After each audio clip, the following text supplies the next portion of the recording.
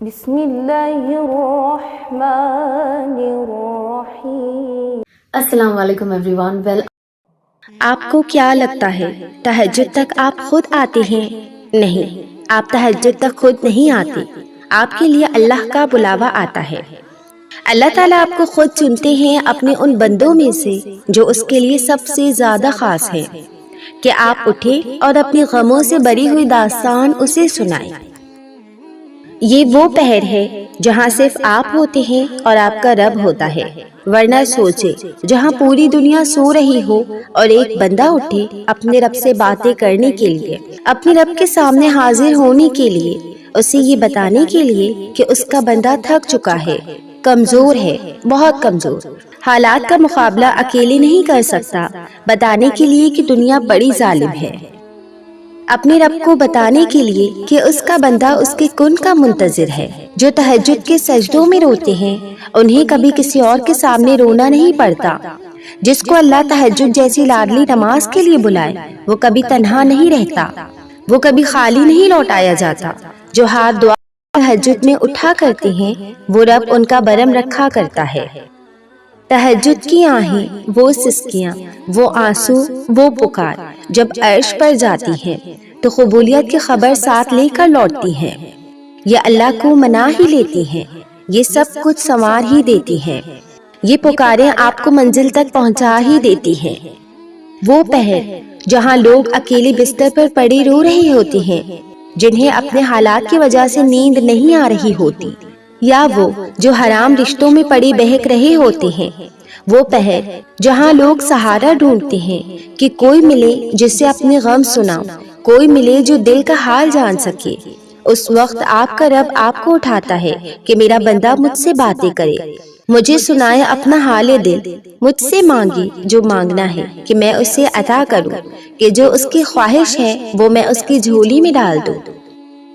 جب بندہ روتا ہوا اپنا حال دل سناتا ہے، جب اپنے دل کو اپنے رب کے سامنے کھول کر رکھ دیتا ہے، اپنے ہر چھوٹے سے چھوٹے اور بڑے سے بڑے زخم کو اس کے سامنے اس کے در پر لا کر رکھ دیتا ہے، اپنی فریادیں سناتا ہے، اپنی خواہشات کا اظہار کرتا ہے، اللہ سے اس کی رضا طلب کرتا ہے، ارے تو کیسے ممکن ہے کہ اس کے رب کو اس پر پیار نہ آئے، اس کے رب کو اس کی یہ ادا پسند نہ آئے؟ ارے تو کیسے ممکن ہے کہ اس کا رب اسے روتا چھوڑ دے، اس کی سسکیوں کو نظر انداز کر دے؟ پھر کون کہتا ہے جو مانگا وہ نہیں ملا مجھے؟ تم تہجد کے سجدوں تک آئے ہی نہیں تو اس کا مطلب تمہیں وہ چیز چاہیے ہی نہیں۔ کون کہتا ہے پھر کہ میں نے تہجد پڑھی اور وہ چیز عطا نہیں ہوئی؟ تم نے یہ تو دیکھا کہ جو تمہیں چاہیے تھا وہ نہیں ملا، مگر کیا تمہیں اللہ کی رضا نہیں مل گئی؟ کیا تمہیں وہ نہ ملا جو تمہارے رب نے تمہارے لیے چاہا؟ اور جو چیز تمہارے لیے تمہارا رب چاہے تو پھر سوچو کہ کتنے خاص ہو تم۔ کیا تمہیں اپنے رب سے بات کرنے کا موقع نہ ملا؟ کیا تم نے اپنے رب کا کرم نہ دیکھا؟ کیا تم نے اپنے رب کا تم سے پیار کرنا نہ دیکھا؟ تہجد سے تو اللہ مل جاتا ہے، یہ دنیاوی چیزوں کی کیا اہمیت ہے؟ تہجد سے تو اللہ راضی ہو جاتا ہے، ان لوگوں کی کیا اہمیت ہے؟ تہجد سے تو خوشیاں تمہارے نصیب میں لکھ دی جاتی ہیں، ان غموں کی کیا اہمیت ہے؟ اور سنو تہجد سے تو ناممکن سے ناممکن چیز بھی حاصل ہو جاتی ہے، تمہاری ممکن خواہش کی کیا اہمیت ہے؟ خوش نصیب ہیں آپ اگر آپ کو تہجد کا بلاوا آتا ہے۔ دنیا کی محبتوں کا کیا کرنا کہ جب اللہ آپ کو اپنی محبت کے لیے بلائے، جب آپ کے دکھوں پر مرہم رکھ دے، جب آپ کے غم کے آنسوؤں کو خوشی میں بدل دے، جب وہ رب تمہاری کن کی خواہش کو حقیقت میں تبدیل کر کے فیکن بنا دے۔ دعاؤں میں اگر دل لگنا شروع ہو جائے تو جان لو اللہ تمہارا مقدر بدلنے کے لیے راضی ہے۔ تہجد میں آپ کے اور اللہ کے سوا کوئی تیسرا نہیں ہوتا۔ اس وقت کی گئی گفتگو اور آنسو سے بڑی ہچکیاں، یہاں تک کہ جو دل میں بھی کہتے ہیں ہم، وہ صرف اللہ سنتا ہے۔ تب دل کہتا ہے سر کبھی سجدے سے نہ اٹھے، عرش والے سے بس باتیں کرتے رہیں، اور یقین کریں اللہ بہت پیار سے سنتے ہیں اور جواب بھی دیتے ہیں، معجزوں کی صورت میں۔ اس لیے کہا جاتا ہے تہجد تو عشق کی نماز ہے، ایک بار بھی عشق قضا ہو جائے تو سکون نہیں ملتا کہیں بھی۔ اگر تہجد میں کوئی خاص بات نہ ہوتی تو اللہ کیوں تہجد پڑھنے والوں کے لیے پہلے آسمان پر آتا، صرف یہ پوچھنے کے لیے کہ انہیں کیا چاہیے؟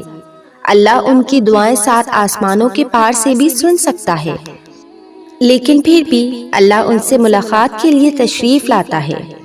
تو جیسے اللہ نے تہجد کو باقی نمازوں سے جدا رکھا ہے، ویسے ہی اپنے تہجد پڑھنے والوں کو بھی سب سے جدا رکھا ہے، اور تہجد پڑھنے والوں کو سب سے خاص رکھا ہے، اور ان کے لیے ایسے معجزے ہیں جو کسی کے لیے نہیں۔ اب اللہ 7ویں سے پہلے آسمان پر اپنے بندوں کو خالی ہاتھ لوٹانے کے لیے تھوڑی نہ آتا ہے، وہ خاموشیاں بھی سن لیتا ہے، لیکن اسے اظہار پسند ہے بندے کا۔ جب بندہ کہتا ہے اے میرے رب تو وہ متوجہ ہو جاتا ہے، جب بندہ کہتا ہے تو بڑا رحیم ہے تو اس کی رحمت جوش میں آ جاتی ہے، جب بندہ کہتا ہے اللہ مجھے معاف کر دے تو وہ معاف کر دیتا ہے، اور جب بندہ گڑ گڑا کر کچھ مانگتا ہے تو وہ قبول کر لیتا ہے۔ تہجد تو محبت کا آخری مرحلہ ہے، جب بندہ خود کو گوا کر اللہ پاک کو ڈھونڈنے نکلتا ہے۔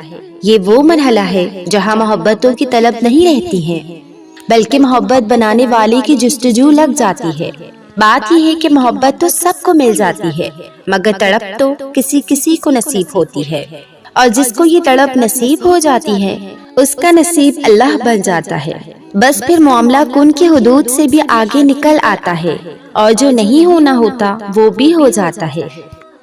تہجد کی دعا سے تو وہ بھی مل جاتا ہے جس کو سب ناممکن کہتے ہیں۔ تہجد میں قبولیت کا راز ہے۔ اگر فجر کی نماز اللہ سے محبت ہے تو تہجد اللہ سے عشق کا اظہار ہے۔